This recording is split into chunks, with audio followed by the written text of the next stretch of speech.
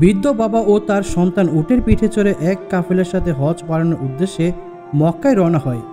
মাঝপথে হঠাৎ বাবা তার ছেলেকে বললেন, তুমি কাফেলার সাথে চলে যাও, আমি আমার প্রয়োজনের কাজ সেরে তোমার সাথে আবার যোগ দিব, আমাকে নিয়ে ভয় পেও না।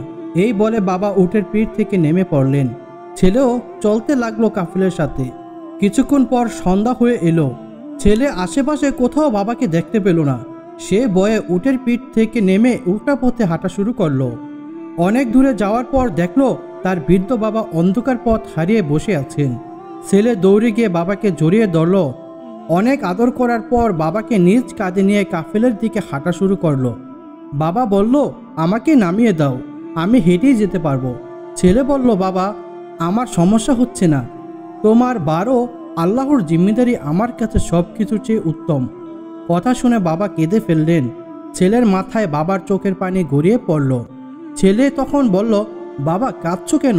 বাবা বলল, আজ থেকে 50 বছর আগে ঠিক এভাবেই এই রাস্তা দিয়ে আমার বাবাকে আমিও কাঁধে করে নিয়ে গিয়েছিলাম।